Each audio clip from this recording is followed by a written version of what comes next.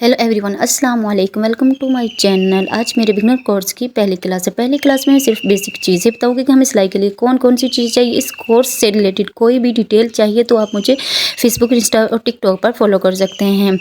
जो सिलाई के लिए सबसे अहम चीज़ है वो है कपड़ा, यानी कि फैब्रिक। अगर आप बिगनर हैं, नया नया सीख रहे हैं तो आप बिगनर हैं तो नया नया सीख रहे हैं, आपको सजेस्ट करूँगी कि आप सिर्फ़ और सिर्फ कॉटन का यानी कि सूती कपड़ा इस्तेमाल करें, क्योंकि ये सिलाई करना बहुत आसान होता है, इसमें फिनिशिंग बहुत अच्छी आती है।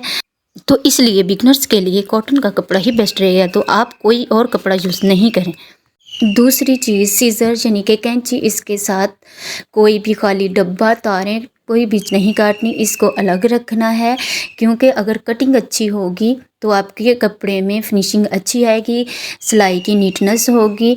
तो इसीलिए कैंची को अलग रखें, सिलाई वाली कैंची को खासकर अलग रखें, क्योंकि इससे और चीज़ें काटने से इसकी धार ख़राब हो सकती है और कटिंग नीट नहीं होगी आपकी। और इस तरह खाली हवा में कैंची नहीं चलानी, इससे कैंची की धार ख़राब हो जाती है, जिससे कटिंग नहीं सही होगी। नेक्स्ट हमें चाहिए थ्रेड यानी कि धागा तो अलग अलग कलर के, मैक्सिमम जितने भी आपके पास कलर हैं आपके पास होनी चाहिए। नेक्स्ट हमें जो चाहिए वो ज़रूरी चीज़ है मशीन। अगर आपके पास दूसरी मशीन है तो आप उसके साथ भी सिल सकते हैं, लेकिन मेरे पास इलेक्ट्रॉनिक मशीन है और मैं इलेक्ट्रॉनिक मशीन ही यूज़ करती हूँ, क्योंकि इसमें पीको ओवरलॉक जैसी हर चीज़ है। क्योंकि इसमें नए नए फीचर हैं, वो सारी चीज़ें घर में ही हो जाती हैं। अगर आप सिलाई मशीन लेने की सोच रहे हैं तो आप कोई भी इलेक्ट्रॉनिक मशीन ले लें, चाहे सिंगर की चाहे उषा की ले लें। क्योंकि मैं इस मशीन को 4-5 साल से इस्तेमाल कर रही हूँ, इसमें कोई भी मैंने प्रॉब्लम फेस नहीं की।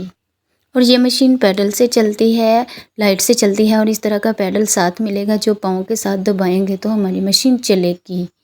अगर लाइट चली भी जाए तो आप इसको आसानी से इन्वर्टर के साथ भी चला सकते हैं। और नेक्स्ट है इंची टेप। इंची टेप को कैसे देखना है ये मैं आपको पहले बता देती हूँ। और इंची टेप की जो लंबाई होती है वो 60 इंच तक होती है, 60 इंच तक इसकी लंबाई होती है। और इसको कैसे स्टार्ट से देखते हैं मैं वो आपको बताती हूँ। ये जो बड़े बड़े नंबर लिखे हुए हैं 1 2 3 4, 1 2 3 4, यानी कि ये जो बड़े बड़े नंबर हैं ये हमारे होते हैं इंच, और ये बैक साइड पे जो छोटे छोटे नंबर होते हैं ये हमारे होते हैं सेंटीमीटर। और जो हम सिलाई में यूज़ करते हैं वो सेंटीमीटर वाले नहीं, बल्कि ये बड़े बड़े नंबर 1 2 3 इंच में मेजरमेंट करते हैं। तो हमारे सारे मेजरमेंट बड़े इंच में लिए जाएंगे, यानी कि 1 2 इंच में लिए जाएंगे, सेंटीमीटर में नहीं। और आप इनको देखना कैसे, आपको इधर सामने करके भी दिखाऊंगी।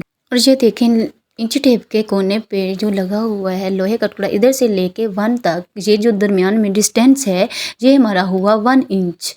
और आगे इधर कोने से लेके 2 तक हमारा हो गया 2 इंच। और फिर इधर से लेके 3 तक ये हमारा हो गया 3 इंच, 1 इंच 2 इंच 3 इंच। इसी तरह ये 4 पे 4 इंच हो जाएगा।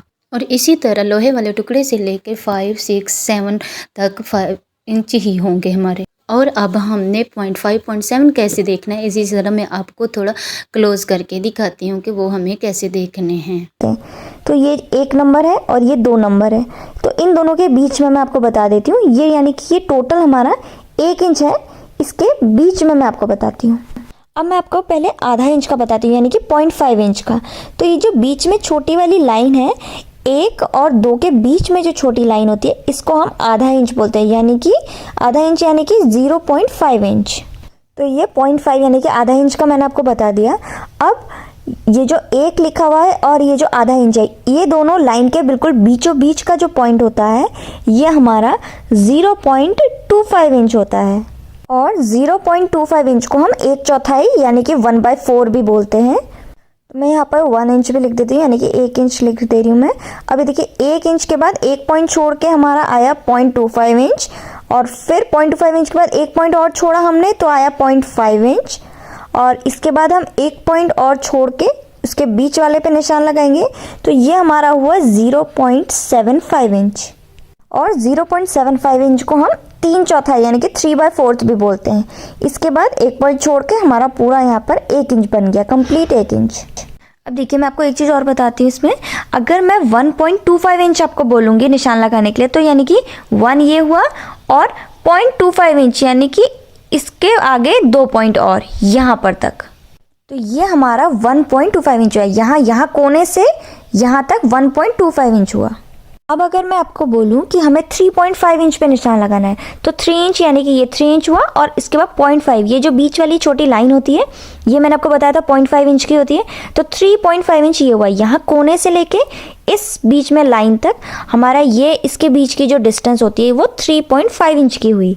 अब अगर मैं आपको बोलूँ कि हमें 4.75 इंच पे निशान लगाना है, तो 4 देखिए 4 यहाँ पर ये आया, और 0.75 इंच की कौन सी लाइन होती है वो मैंने आपको बताई थी, देखिए यहाँ वाली, ये वाली, यानी कि आधा के बाद एक पॉइंट छोड़ के जो दूसरी लाइन होती है बीचों बीच में, ये हमारी 0.75 इंच की लाइन होती है।